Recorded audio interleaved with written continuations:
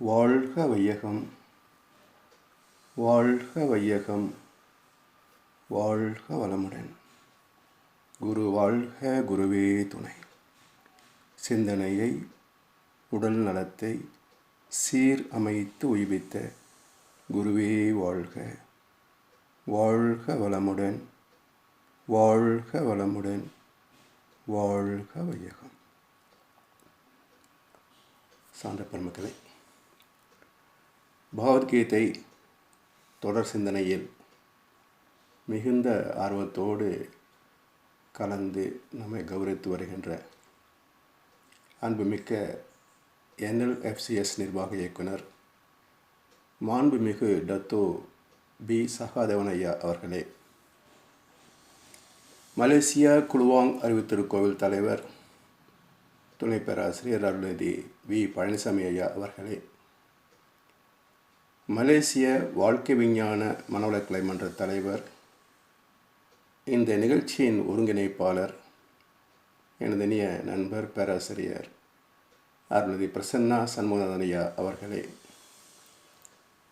இன்றைய நிகழ்வில் இறை வணக்கமும் குரு வணக்கமும் பாடிய பேராசிரியர் அருள்நிதி பிரபாலினி கந்தசாமி அம்மா அவர்களே, இனியதொரு துரியதவம் இயற்றி தந்த பேராசிரியர் அருள்நிதி ஜே. சாமுண்டீஸ்வரி அம்மா அவர்களே,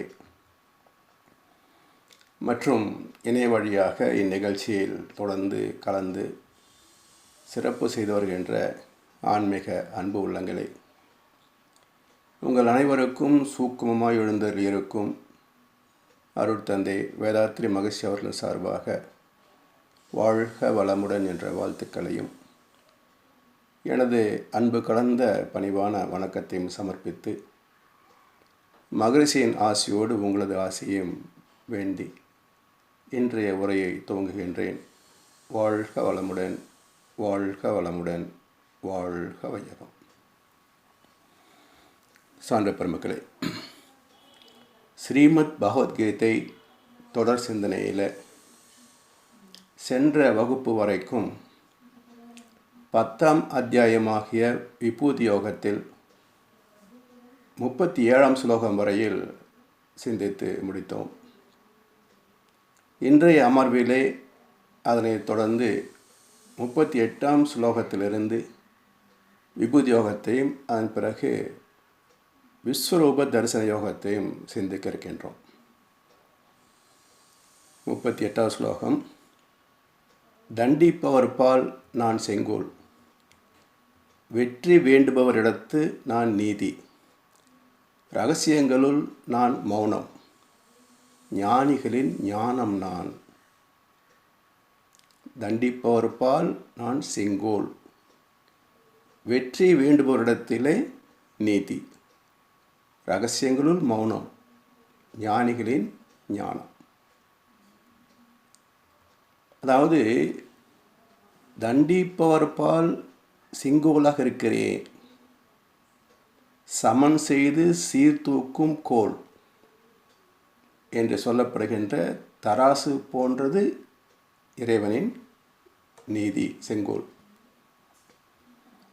ஒவ்வொரு செயலுக்கும் நிகரான துல்லியமான விளைவை காலத்தால் தவறாது அளிக்கின்ற நீதிமன்றம் அந்த இறைவனுடைய தெய்வீக நீதிமன்றம். சிவபக்தனான சூர்பத்மனை வதம் செய்தது சிவனின் அம்சமாகிய முருகன் தானே. மிகச்சிறந்த பக்தன் என்பதனால் அதர்மம் செய்தவன் மன்னிக்கப்பட்டானா? இல்லையே. அதுதான் இறைவனுடைய செங்கோல். வெற்றி வேண்டுபவரிடத்து நான் நீதி. மக்களிலே சாதிக்க துடிப்பவர்கள் யாராலும் வெற்றி பெற வேண்டும் என்று பெருமுயற்சி எடுப்பவர்கள் ஏராளம். அந்த வெற்றி எதை சார்ந்திருக்கிறது என்றால், உடல் சார்ந்த பொருள் சார்ந்த வெற்றிகள். அவற்றை பெறுகின்ற வழிமுறை இரண்டு. தர்மத்தின் வழியாகவும் வெற்றியை பெறலாம், அதர்மத்தின் வழியாகவும் வெற்றி பெறலாம். இந்த இரண்டுக்கும் இரண்டு வகையான விளைவுகள் வரும். அதைத்தான் இங்கே வெற்றி வேண்டுபவர் இடத்து நான் நீதி என்கிறார். அப்போ வெற்றி விரும்புபவன் நீதியை சார்ந்தே பெற வேண்டும் என்ற கருத்து இங்கே மறைந்திருக்கிறது. ஏனென்றால் குறுக்கு வழியிலே தான் விரும்பிய வெற்றியை சாதித்து விடலாம். அரசியல், பதவி உயர்வு, தொழிலை போட்டியை சமாளிப்பது, இப்படி பல நிலைகளிலே பல துறைகளிலே தான் விரும்பிய வெற்றியை சாதித்து விடலாம். அது தர்மத்தோடு இணைந்திருந்தால் அந்த வெற்றி நீடித்த நிலைத்த சுகம் தரும். மாறாக அதர்மத்தை சார்ந்து விட்டால் தற்போதைக்கு அது வெற்றியாக இன்பமாக தெரிந்தாலும் இதன் விளைவு அடுத்து வரக்கூடிய நாட்களிலே தலைமுறைகளிலே வெளிப்படும். தகுதி இல்லாத ஒருவன்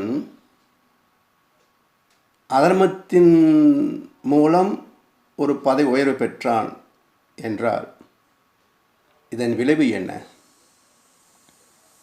அவனது தலைமுறைகளில் மகனோ மகளோ பேரனோ பேத்தியோ கொள்ளு பேரனோ பேத்தியோ இப்படி அடுத்து வரக்கூடிய 7 தலைமுறைகளில் திறமை இருந்தும் வேலை கிடைக்காது, உழைப்புக்கு தகுந்த கூலியும் கிடைக்காது.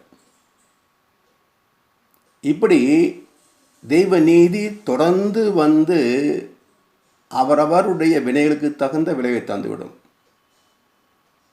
அதனால் செயலிலே விளைவாக தெய்வ ஒழுங்கு அமைப்பு இருக்க பயன் என்ன தவறு இழைத்து பரமனை பின் வேண்டுவதால் என்று தெளிவான விளக்கத்தை சொன்னார் மகரிஷி அவர்கள். அப்படி வெற்றி வேண்டுவதும் பெறுவதும் பெரிது அல்ல, அதை தர்மத்தின்படி பெறுகிறோமா என்பதுதான் மிக முக்கியமானது. ரகசியங்களுள் நான் மௌனம். அதாவது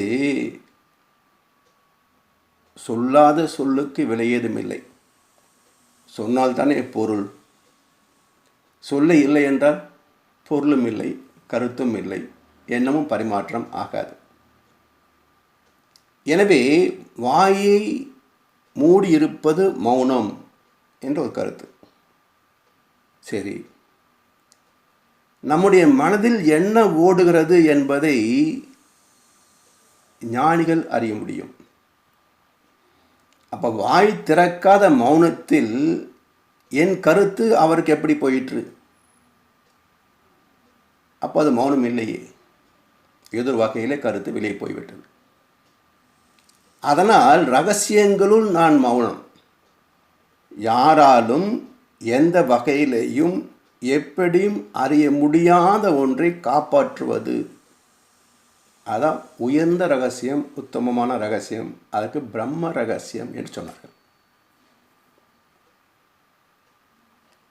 நம்முடைய வாழ்க்கையில் பெற்ற அனுபவங்களை நாம் பேசினால் தெரிந்து கொள்கிறார்கள்.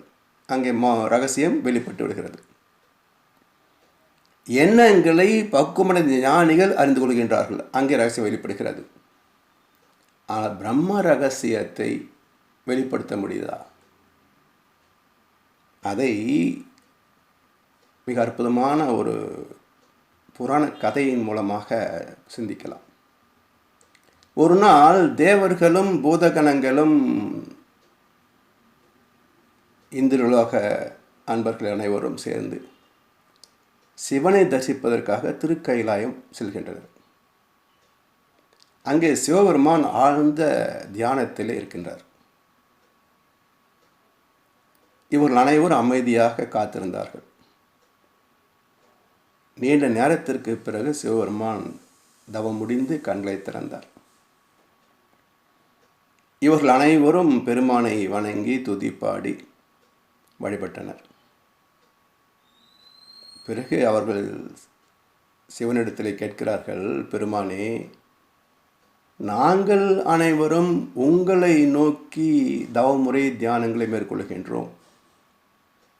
ஆனால் தாங்களோ எப்போதும் தனிமையிலே தவத்திலே இருக்கிறீர்களே என்றால் தாங்கள் யாரை நோக்கி தவம் செய்கிறீர்கள்?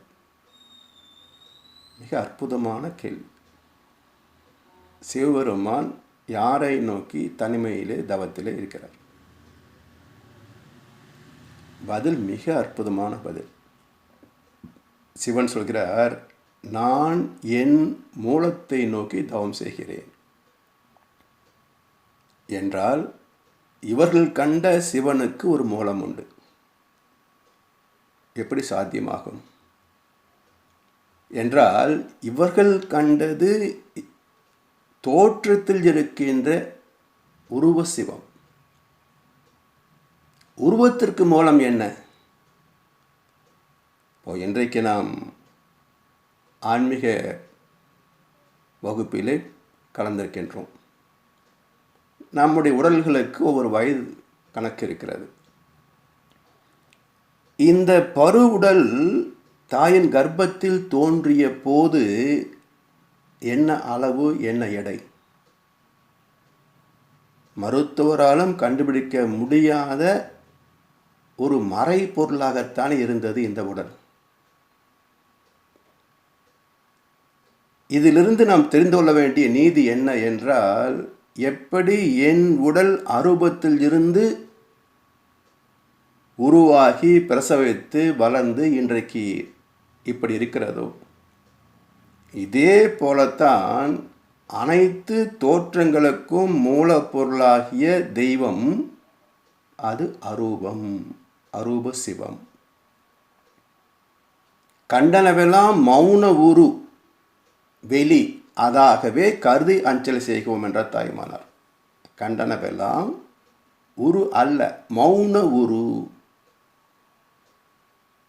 உருவத்திற்கு மூலமாகிய மௌனம், அரூபம். அது எப்படி இருக்கிறது? வெளியாக இருக்கிறது. மௌன உரு வெளி அதாகவே கருதி அஞ்சலி செய்கிறோம். அந்த அரூப சிவத்தை நோக்கி தவம் செய்கிறேன் என்று சிவன் சொல்கிறார். அப்போ இங்கே அற்புதமான ஒரு தத்துவம் என்ன என்றால், சிவன் உருவத்தால் மட்டும் இருப்பவன் அல்ல, அரூபமாகவும் இருப்பவன். அந்த அரூபத்தை பற்றும் ஒரே வழி தவம்.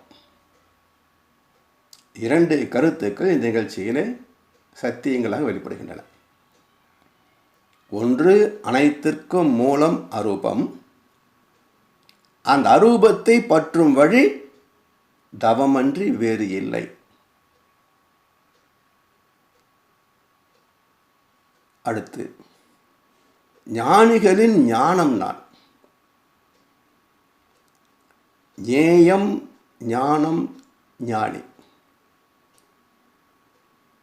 ஞேயம் என்றால் அறிய வேண்டிய பிரம்ம ரகசியம். அந்த விளக்கத்தை அறிவது, அறிந்து தெளிவது ஞானம். அனுபவித்தவர் ஞானி. யார் ஞானி என்ற கேள்விக்கு அருட்தந்தை அவர்கள் ஒரு பதிலை சொன்னார். அறிவில் அறிவாய் நிலைத்தோர். யார் ஞானி என்றால் அறிவில் அறிவாய் நிலைத்தோர். அந்த ஆதி சிவம் தத்புருஷ என்ற அறிவே தெய்வமாக இருக்கிறது. அந்த தெய்வத்தோடு தெய்வமாக லயமாவது, அறிவோடு அறிவாக லயமாவது, அந்த பேரறிவோடு இந்த பகுத்தறிவு லயமாவது. அப்படி லயம் ஆகின்ற போது அந்த பேரறிவின் தன்மை பகுத்தறிவு ஏற்கின்ற போது இதுவும் பேரறிவாகவே மாறிவிடுகிறது. ஐயப்படாது அகத்து அது உணர்வானை தெய்வத்தோடு ஒப்பக்கொள்ளல் என்று தீர்ப்பளித்தார் வள்ளுவ பெருந்தகை. ஐயத்திற்கு இடமின்றி தெளிவாக அனுபவத்தில் பெற்ற ஞானம். அதனால் ஞானிகளின் ஞானம் நான் என்கிறார் பகவான். அடுத்து 39 41 3 ஸ்லோகங்கள். எல்லா உயிர்களுக்கும் வித்து நான். என்னை அன்றி ஜங்கம ஸ்தாவரங்கள் ஒன்றும் இல்லை. எனது திவ்ய விபூதிகளுக்கு முடிவு இல்லை. அந்த விபூதிகளில் சிறிது என்னால் இயம்பப்பட்டது. மகிமையும் அழகும் வலிவும் உடையது எதுவோ அதெல்லாம் என் பிரபையின் ஒரு பகுதி என்று அறிக. 3 ஸ்லோகங்கள். பொருள் என்ன? ஏற்கனவே நாம் பல வகுப்புகளில் சிந்தித்த கருத்துக்கள் தான். எல்லா உயிர்களுக்கும் வித்து நான். என்னை அன்றி ஜங்கம ஸ்தாவரங்கள் ஒன்றுமில்லை. ஜங்கம என்றால் அசைகின்ற பொருள், மொபைல், மூவிங் ப்ராப்பர்ட்டிஸ். ஸ்தாவரங்கள் என்றால் நிலைத்த, மனை, மலை, கடல் போன்ற நிலைத்தவை. அதே போல் உயிர்களிலே தாவரங்கள் ஒரு இடத்தில் வேர் மூலமாக இணைக்கப்பட்டவை. இவை எல்லாமே ஸ்தாவரங்கள், நிலைத்தவை.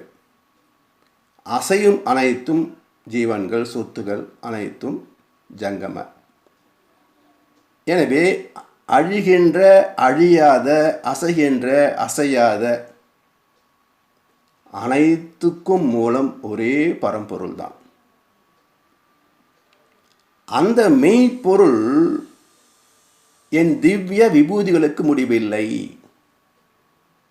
விபூதி என்றால் அந்த தெய்வமே அடைந்த பல்வேறு மாற்றங்கள், தர மாற்றங்கள், பரிணாமம், தன்மாற்றம், டிரான்ஸ்ஃபர்மேஷன், மேனிஃபெஸ்டேஷன்.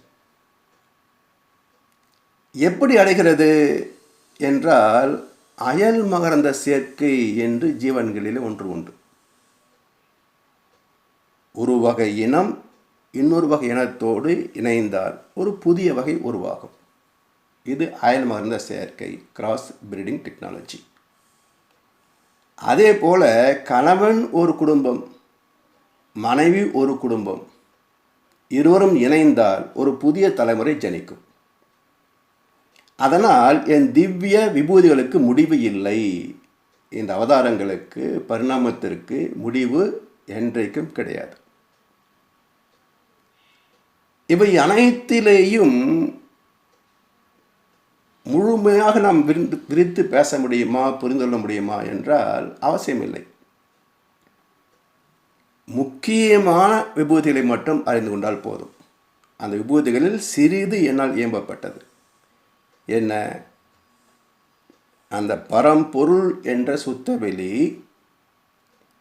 அதனுள் சில ஆற்றல்கள் அடக்கம் பெற்றிருந்தன. அதை 6 ஆற்றல்களாக சைவ சித்தாந்தம் பேசுகிறது, பிரம்மஞானம் பேசுகிறது. அதன் எழுச்சியால் சக்தி என்ற ஒரு இறைத்துகள் தோன்றியது.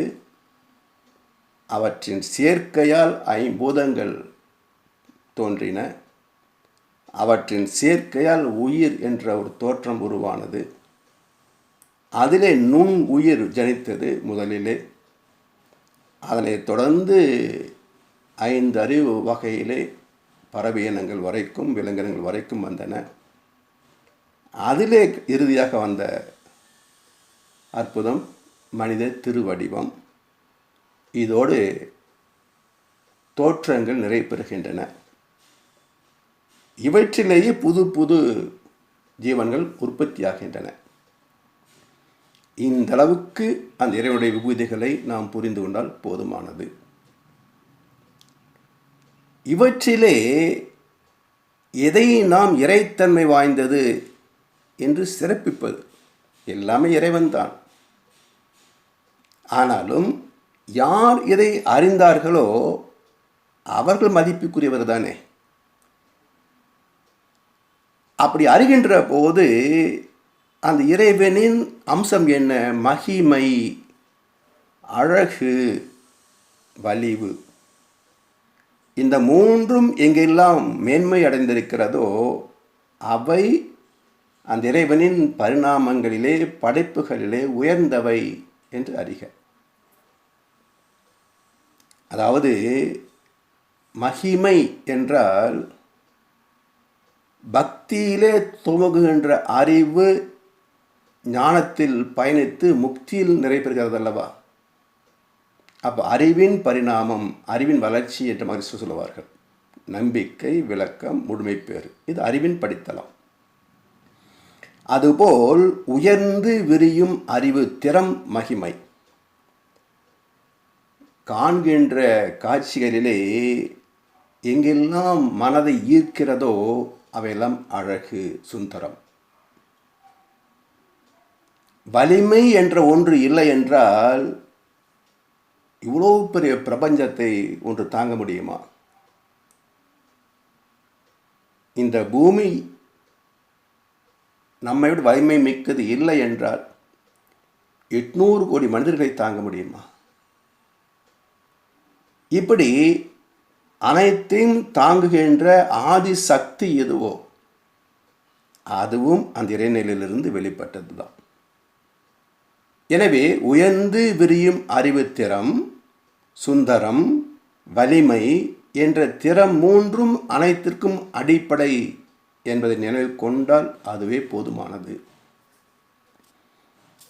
இறுதியாக 42வது ஸ்லோகம். இதை பலவிதமாக, இந்த விபூதிகளை பலவிதமாக பகுத்தறிவதால் உனக்கு ஆவதென்ன? எனது ஓர் அம்சத்தால் உலகனைத்தையும் தாங்கியிருக்கின்றேன். முத்தாய்ப்பான ஸ்லோகம் இது.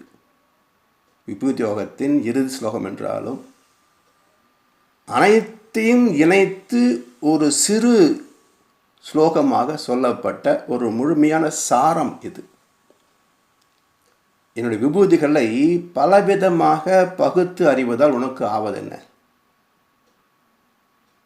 அதாவது 72 லட்சம் ஜீவராசிகள் இந்த மண்ணிலே வாழ்கின்றன.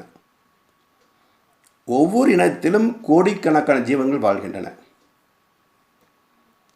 இதில் ப்ளூ கிரீன் அல்கே என்ற மைக்ரோ பாக்டீரியா தான் முதலில் தோன்றியது என்று விஞ்ஞானம் பேசுகிறது.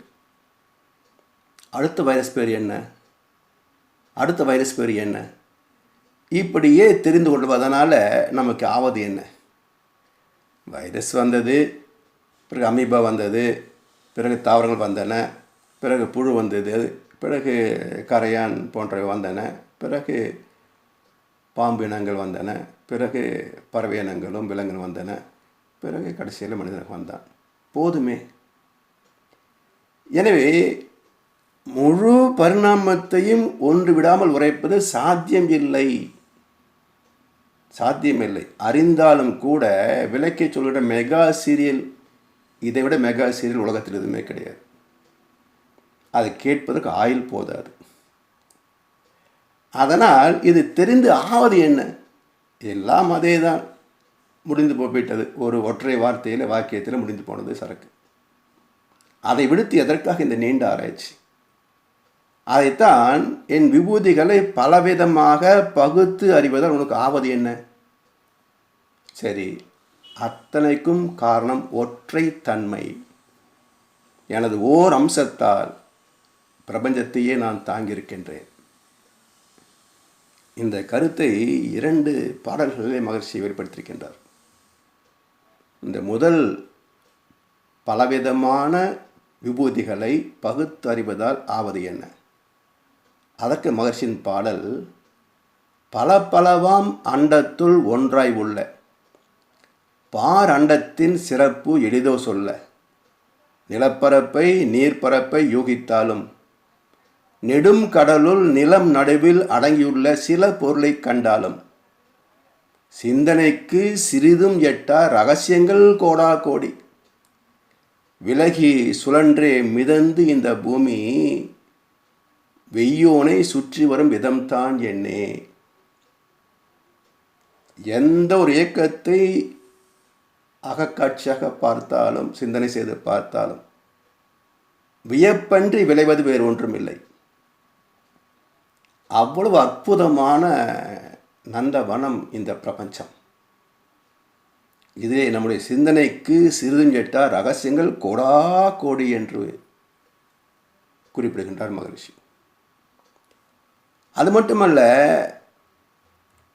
இந்த மின் விசிறி சுழல்வதை நாம் பார்க்கின்றோம். ஒரு 4 அடி 4.5 அடி விட்டமுள்ள இந்த விசிறி சுழல்கின்ற போதே ஒரு ஓசை தோன்றுகிறது.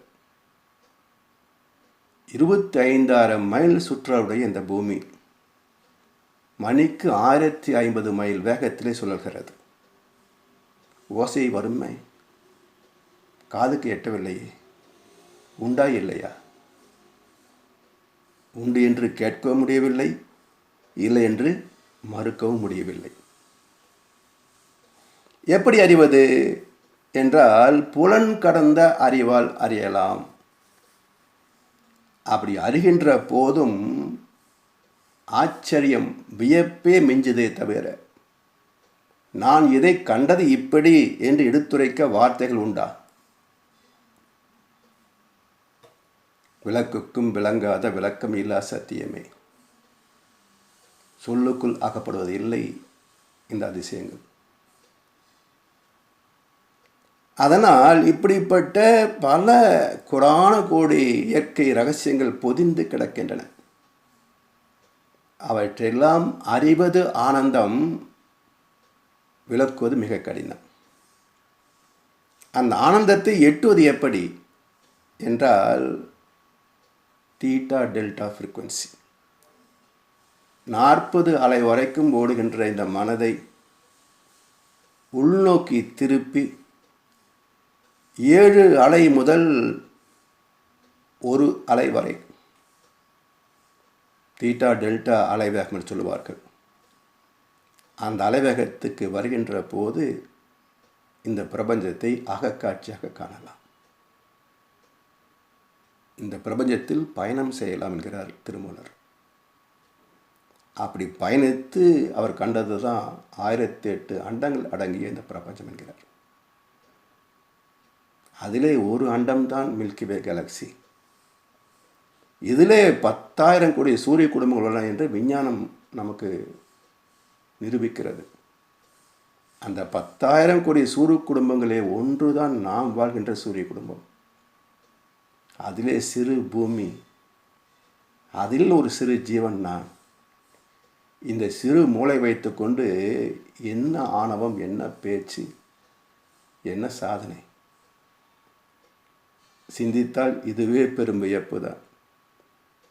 நான் அசைந்தால் அசையும் அகிலம் எல்லாமே. அறிவாய் மனிதா, உன் ஆணவம் பெரிதா? எது பெரிது? மூலப்பொருள் அல்லவா பெரியது. இந்த ஆணவமும் பெரியது, அது மனிதனின் ஆணவம். எனது ஓர் அம்சத்தால் இந்த பிரபஞ்சத்தை தாங்கியிருக்கின்றேன் என்றார். அந்த கருத்தை மகர்ஷியுடைய இன்னொரு பாடல் சொல்கிறது. அந்த ஓர் அம்சம்தான் வலிமை, அனைத்தையும் தாங்குகின்ற சக்தி. அதை பாழ் தலம் என்று சொல்வார்கள். அந்த பாழ் தலம்தான் பாதாளம் என்று மருவிவிட்டது. இதை பக்தி மார்க்கத்தில் மேலோகம், பூலோகம், பாதாளம் என்று 3ஆக பேசுவார்கள். அனைத்து லோகங்கள் 1008 அண்டங்களாக பிரபஞ்சம் இயங்கிக் கொண்டிருக்கிறதே. இந்த பிரபஞ்சத்தையே தாங்குகின்ற இருப்பு பாழ் தலம்.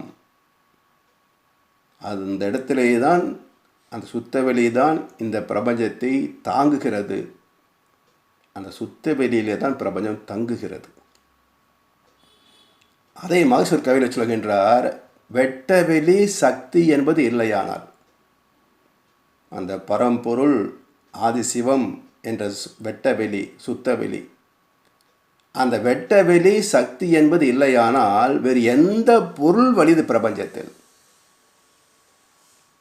இதைவிட வலிமை மிக்க ஒன்று வேறு எதுவாக இருக்க முடியும் சொல்லுங்கள்? வேறு எந்த பொருள் வலிது பிரபஞ்சத்தில்? தொட்ட தொடப்பட்ட இரு பொருட்களோடு, தொட்டேன் என்று அறிவதும் தொடப்பட்டேன் என்று உணர்வதும், தொட்ட தொடப்பட்ட இரு பொருட்களோடே தொட்டதாய் உணரும் அரூபம் யாது? எது அறிந்தது?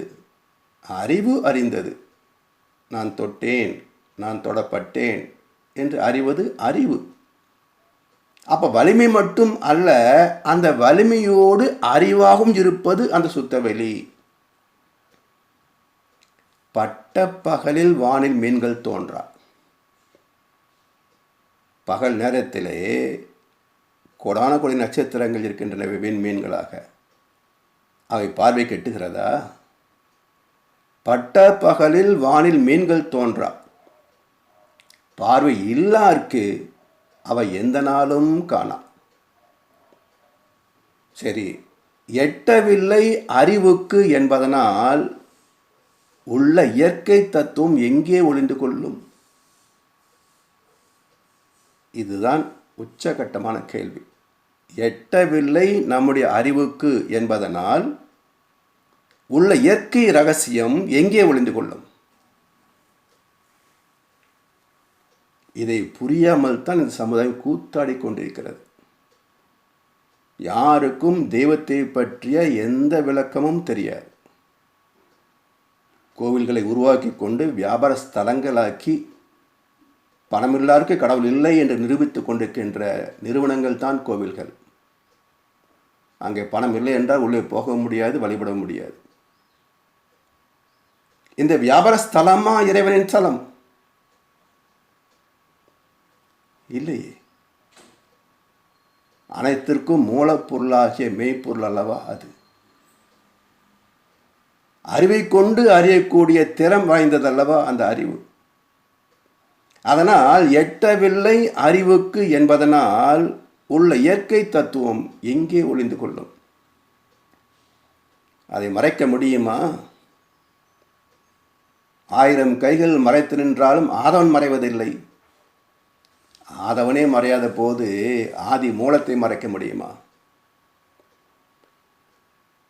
பிறகு எப்படி வெளிப்படுகின்றான் என்றால், இந்த மனிதர்களிலேயே அறிவில் உயர்ந்த ஞானிகள் என்று மதிக்கக்கூடிய மனிதன் மூலமாக இறைவன் தன்னை வெளிப்படுத்துகின்றான்.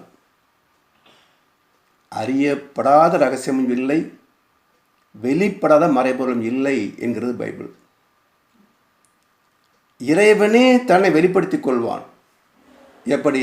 யாரோ ஒரு சிந்தனையாளர் மூலமாக, அவரது அறிவின் மூலமாக, அனுபவத்தின் மூலமாக தன்னை வெளிப்படுத்திக் கொள்வான். அவரது தெய்வீகத்திலே, அவரது கருணையிலே, அன்பிலே ஈர்க்கப்படுகின்ற பக்தர்கள், சீடர்கள் அந்த கருத்தை ஏற்று பின்பற்றி பயன்பெற்று மற்றவர்களுக்கு எடுத்துக்காட்டு ஆவார்கள். அப்படி அனைத்தையும் அறிந்த பெருமக்கள் ஆன்றோர். ஆன்றோர் காட்டிய வழியிலே வாழ்ந்து அதை சாத்தியம், சத்தியம் என்று நிரூபித்தவர்கள் சான்றோர். நீங்களும் இதை பெற முடியும் என்று எடுத்துக்காட்டாக வாழ்பவர்கள் சான்றோர். சான்று ஓர் சான்றோர். சான்று என்றால் எக்ஸாம்பிள், முன்மாதிரி. மற்றவர்க்கு முன்மாதிரியாக தன் குரு கண்ட சத்தியங்களை தானும் கண்டு சாட்சியாவதனால் இவர் சான்றோன் ஆகிறார். எனவே அந்த அழுத்தம் எனும் உந்து ஆற்றல் ஒன்றை கொண்டே அணுமுதலாய் அண்டக்கோடு அனைத்தும் ஆக்கி வழுத்தும் ஓர் அறிவு முதல் 5ம் 6ம் வகை வகையாய் உயிரினங்கள் தோற்றுவித்து முழு திறனுடனே காத்து முடிக்கும் மேலாம் முழு முதற் பொருளே நம் அறிவுமாகும்.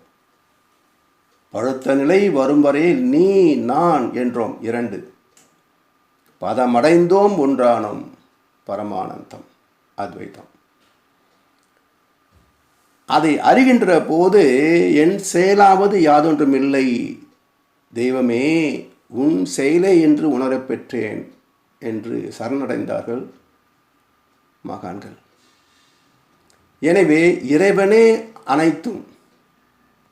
இறைவன் ஆட்டுவிக்கின்றான், நாம் ஆடிக்கொண்டிருக்கிறோம். இறைவன் முடித்து வைக்கின்றான், ஒரு நாள் முடிந்தும் போகின்றோம்.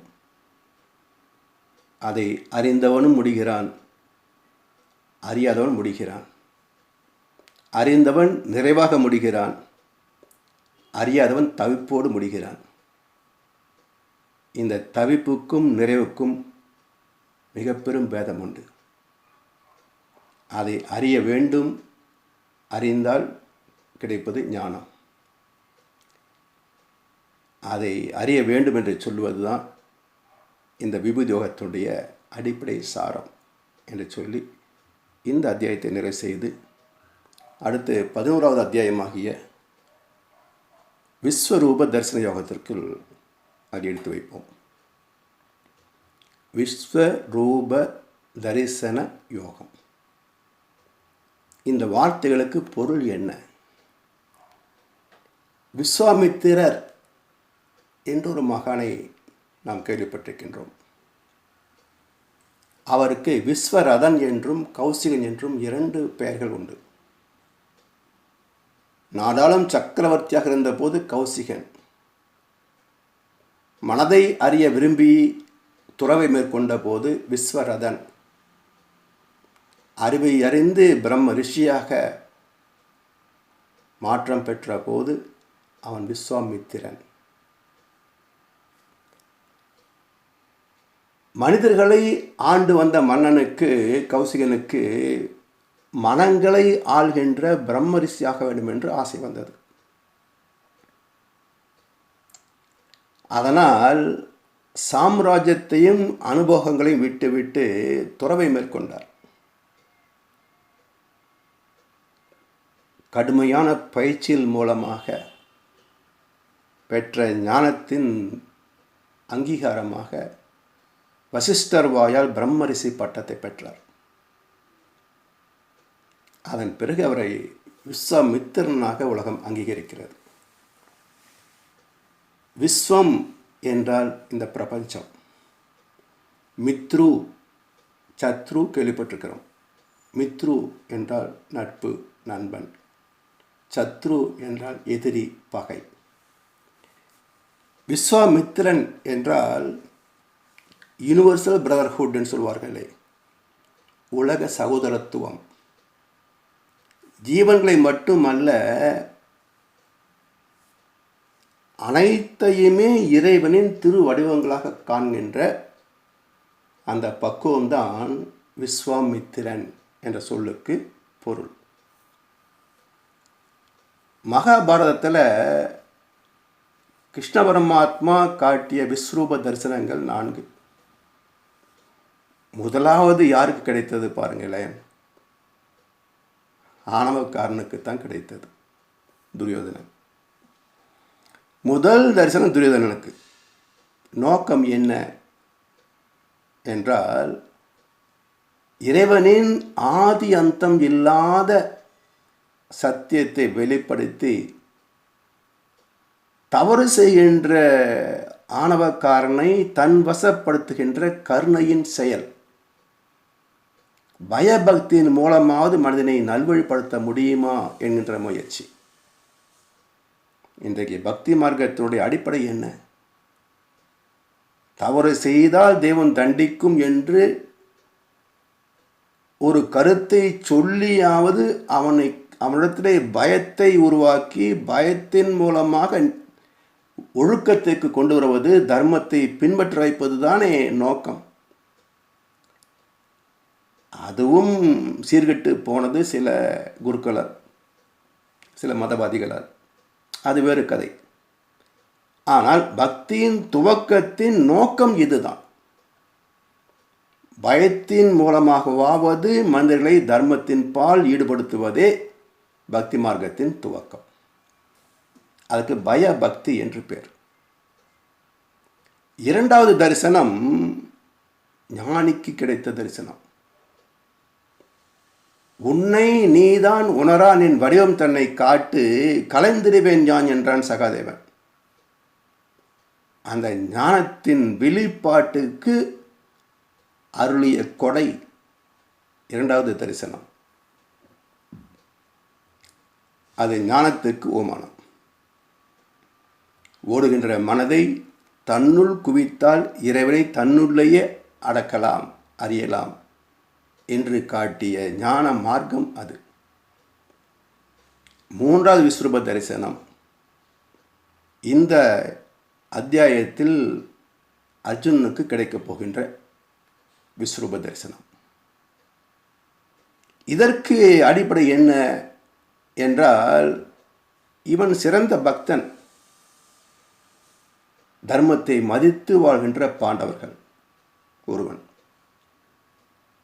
அவனுடைய குழப்பத்திலிருந்து அவனை கை தூக்கிவிட வேண்டும்.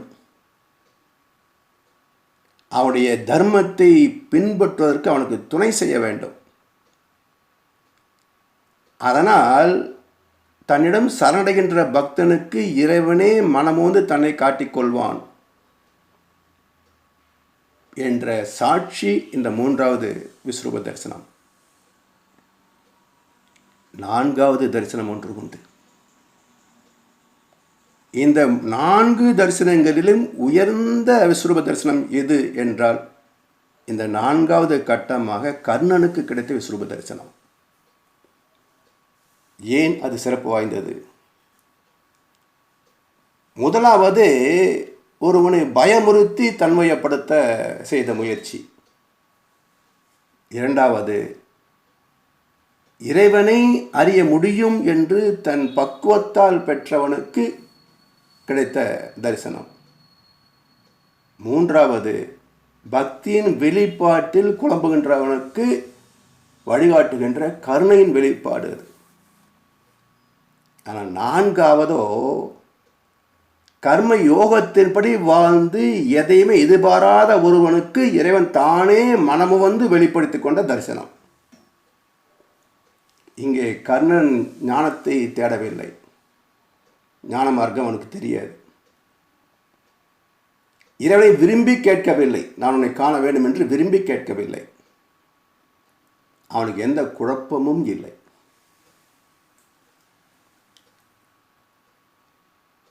அர்ஜுனனுக்கு அவன் அண்ணன் என்று தெரியாது.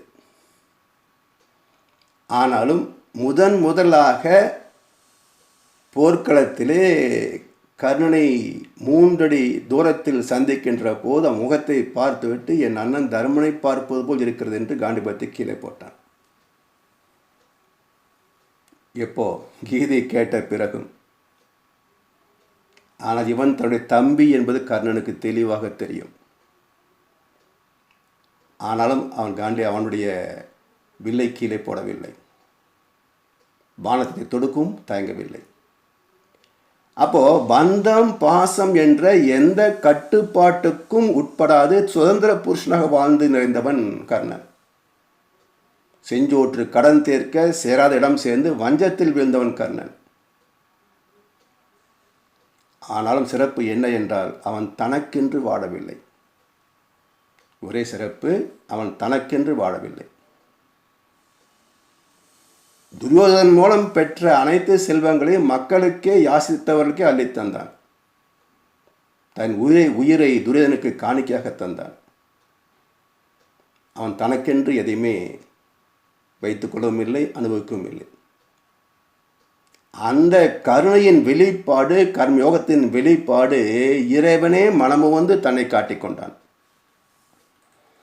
அதனால் அது நிறைவான உயர்ந்த சிறந்த மதிப்புமிக்க விஸ்வரூப தரிசனம் கர்ணனுக்கு கிடைத்தது. சரி, இப்போ இந்த வார்த்தையின் பொருள் என்ன? விஸ்வம் என்றால் பிரபஞ்சம், ரூபம் என்றால் தோற்றங்கள். அதாவது இறைவனை தோற்றங்களால் உணர வேண்டும், வணங்க வேண்டும், வழிபட வேண்டும் என்றால் இந்த பிரபஞ்சத்தில், பூமியில் தோற்ற பொருட்களில்தான் மனதை செலுத்த வேண்டும். அனைத்து தோற்றங்களும் கடந்துவிட்டால் அது நிர்வாண நிலை. வானம் என்றால் பிரபஞ்சம், நிர்வாணம் என்றால் தோற்றங்களே இல்லாத இந்த பிரபஞ்சத்தை கடந்த சுத்தவெளி அனுபவம். அதை நிர்வாணம் என்று சொல்லுவார்கள். புத்த நிர்வாணம், மகாவீர நிர்வாணம், இதையெல்லாம் 2 சுழினா போடணும். பொருள் தெரியாத பக்தர்கள் 3 சுழினா போடுவார்கள். அந்த நிர்வாணம் ஆடை இல்லாத நிர்வாணம். 3 சொல்லி என்ன போட்டிருக்கல என்றால் அது ஆடை இல்லாத நிர்வாணம். எந்த மகானும் ஆடை என்று தெரிய மாட்டார். என சமுதாயத்தை மதித்து நடக்க வேண்டிய பண்பாடு அவரிடத்தில் இருக்கும். எனவே எந்த மகானும் நிர்வாணமாக தெரிய மாட்டார். தத்துவத்தில் ஆன்மீகத்தில் எந்த இடத்தில் ஒரு மகான் நிர்வாணம் அடைந்தார் என்ற சொல் வந்தாலும் பேதம் கடந்த அறிவு நிலை 2 சொல்லி நிர்வாணம் தான் பொருந்துமே தவிர 3 சொல்லி பொருந்தாது. அது முட்டாள்தனமான எழுத்துப்பிழை. அதனால் தோற்றங்களிலே இறைவனை காண்பது விஸ்வரூப தரிசனம் என்றால் பிரபஞ்சம் முழுவதும் தோற்றங்களிலே இறைவனை காண்பது விஸ்வரூப தரிசன யோகம். இதைத்தான் காட்ட முடிந்தது.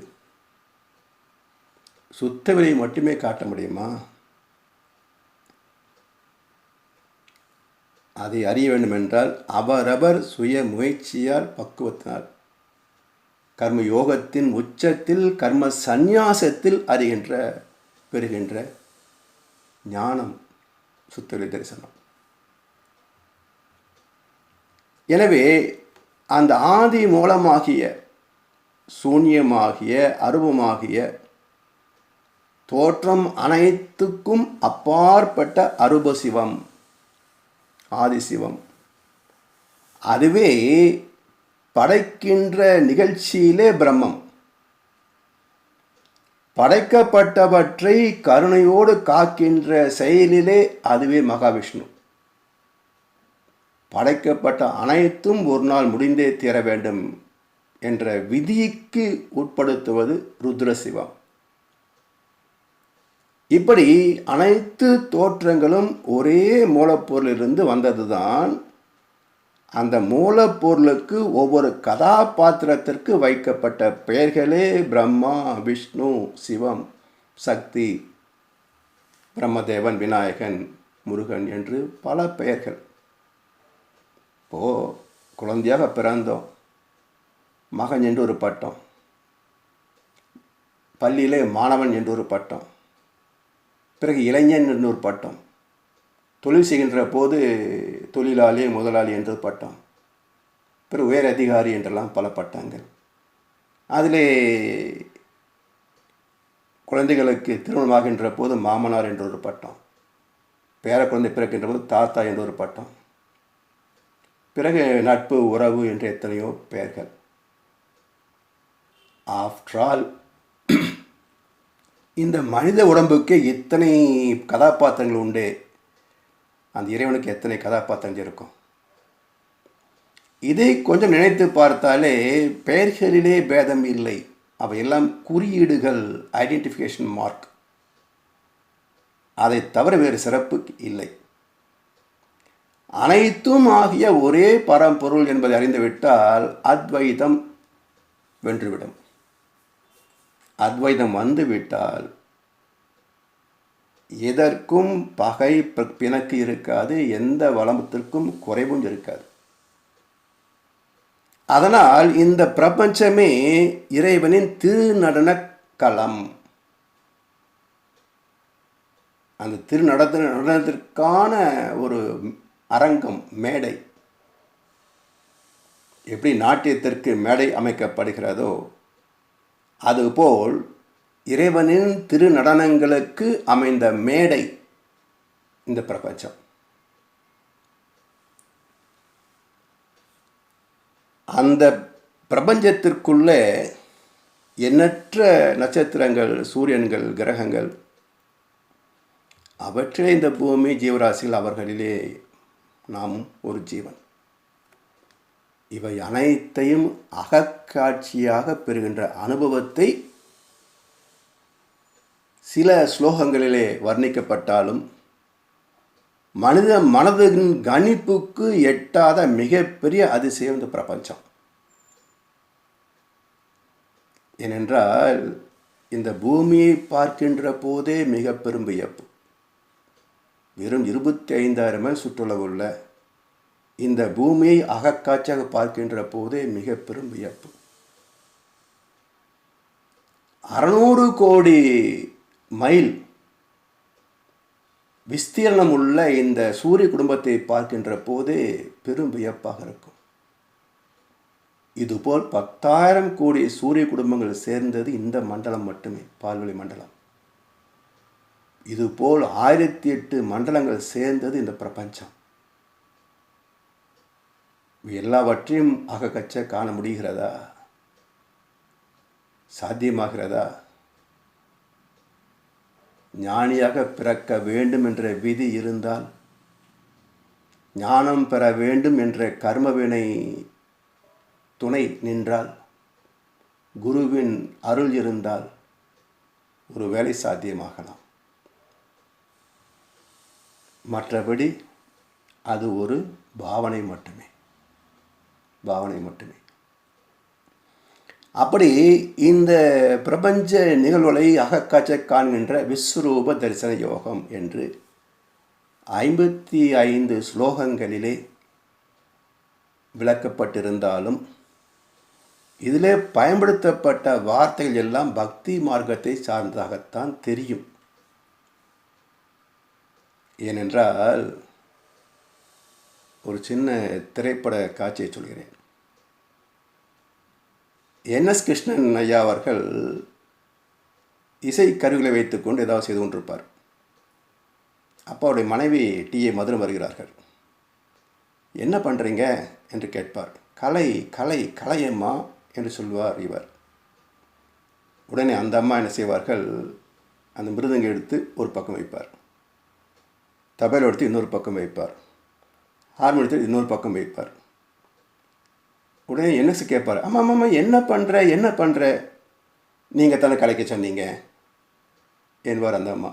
ஓஹோ, கலை என்றால் கலையுமாகும் கலைத்தலுமாகும், மலை என்றால் மலையுமாகும் ஐயோ என்று மலைத்தலுமாகும்.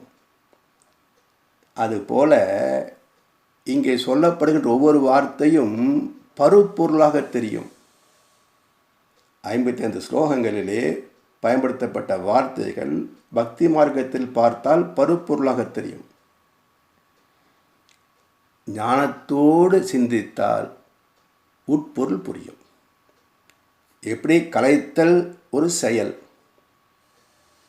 கலை இயல் இசை என்ற ஒரு கலை, அதை அறிவால் உணரலாமே தவிர அதை கண்களால் பார்க்க முடியாது.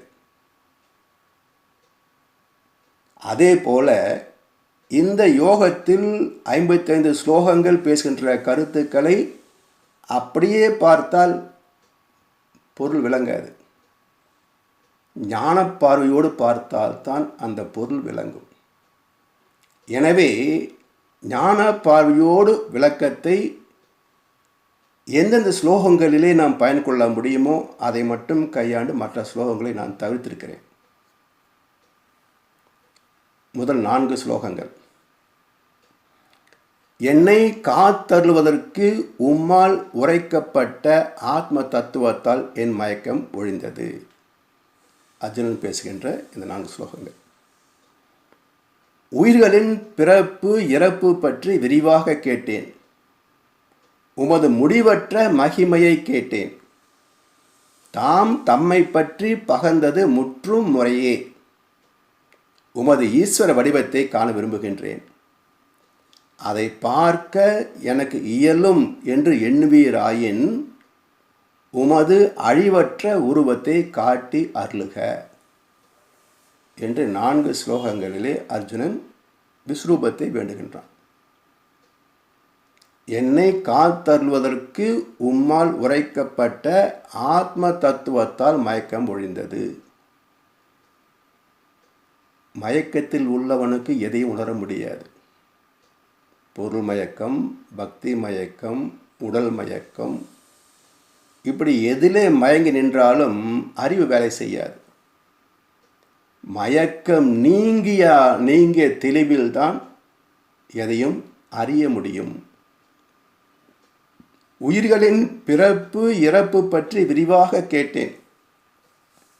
இதுவரைக்கும் 10 அத்தியாயங்களிலே உயிர்களின் பிறப்பு இறப்பு பற்றி விரிவாக கேட்டேன். உமது முடிவற்ற மகிமையை கேட்டேன். அவை எல்லாம் முற்றும் முறையே என்னுடைய அறிவுக்கு ஏற்க முடிகிறது. உமது ஈஸ்வர வடிவத்தை காண விரும்புகின்றேன். ஈஸ்வர், அதாவது இந்த இடத்துல இந்த வார்த்தை பிரயோகம்தான் மிக முக்கியம். யார்கிட்ட கேட்கிறான்? மகாவிஷ்ணுவின் அவதாரமாகிய கிருஷ்ண பரமாத்மாவிடத்திலே உமது ஈஸ்வர வடிவத்தை காண விரும்புகிறேன் என்கிறான். என்றால் இங்கே வைணவத்திலிருந்து சைவத்துக்கு போகிறார். அந்த சைவ சித்தாந்தத்திலே சிவனின் பல முகங்களிலே ஒரு முகம் ஈசானம். ஈசா என்றால் மூலம், ஈசானா என்றால் தனக்கு ஒரு மூலம் இல்லாதவன்.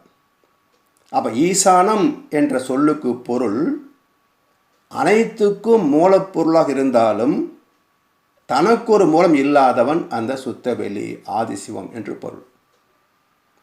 அந்த ஆதிசிவமாகிய ஈசானம் எழுச்சி பெறுகின்ற போது ஈஸ்வர். இதற்கு சரியான ஆங்கில வார்த்தை கினமேட்டிக் என்று சொல்வார்கள்.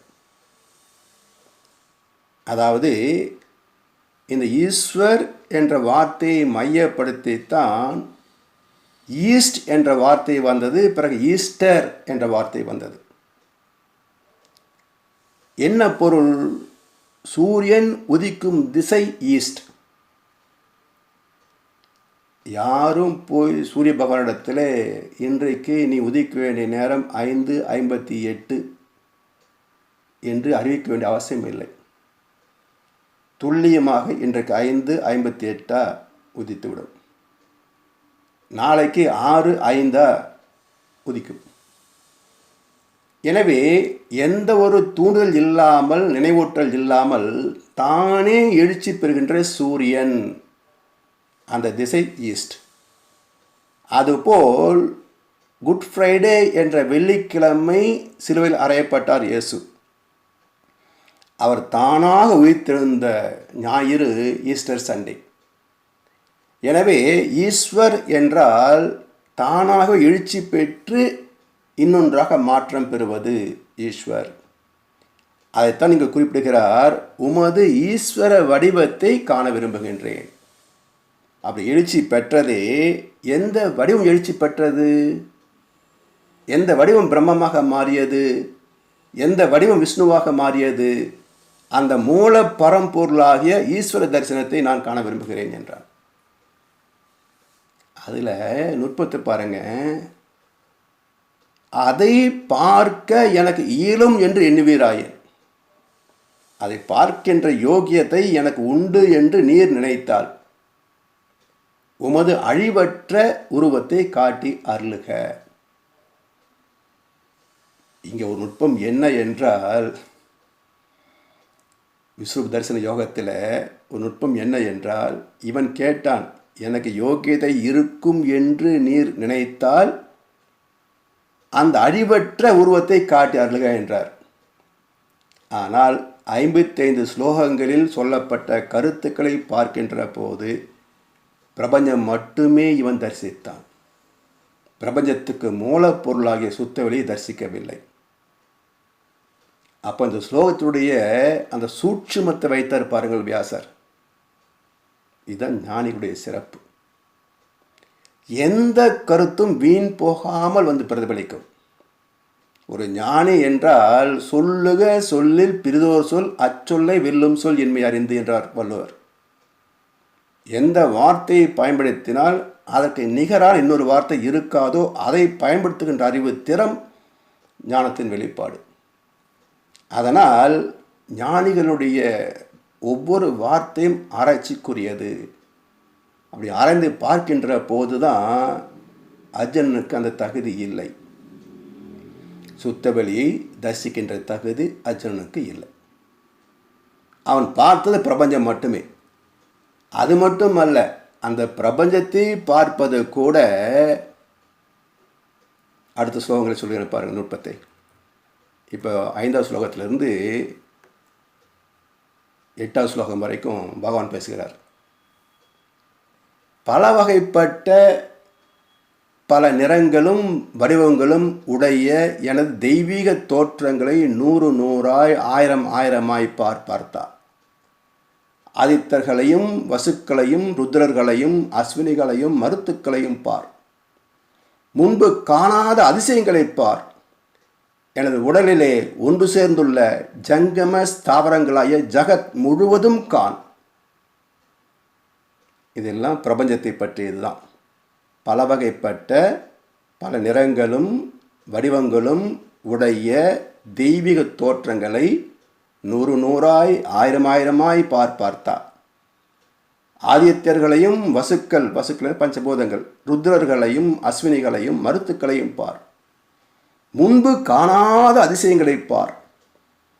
எனது உடலிலே ஒன்று சேர்ந்துள்ள ஜங்கம அசைகின்ற ஸ்தாவர நிலைத்த இரண்டும் அடங்கிய ஜகத் முழுவதையும் காண்.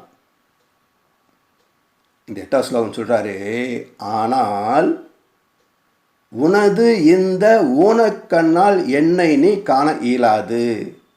உனக்கு ஞானக்கண் கொடுக்கிறேன். எனது ஈஸ்வர யோகத்தை பார். அப்ப ஞானக்கண் இறைவன் கருணையினால் அருளப்பட்டது. அந்த அருளினால் இவன் பிரபஞ்சத்தை கண்டான். ஈஸ்வர யோகத்தை காணவில்லை என்பது அடுத்து வரக்கூடிய ஸ்லோகங்கள் மூலம் நாம் அறிந்து கொள்ளலாம்.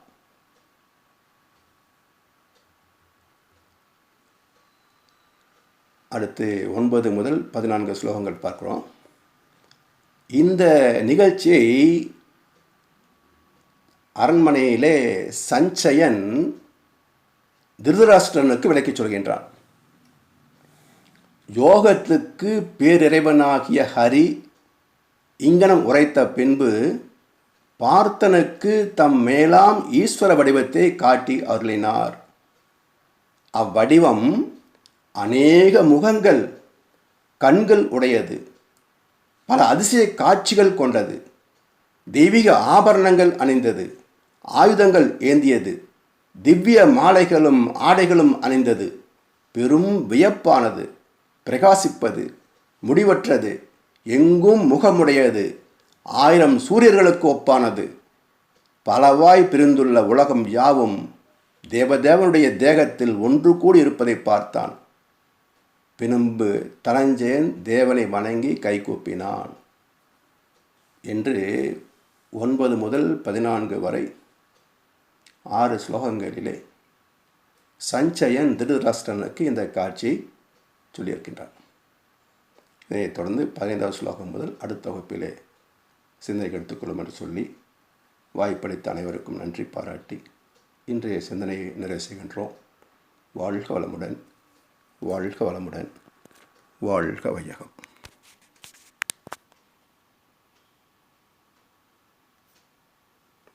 வாழ்க வளமுடன் ஐயா.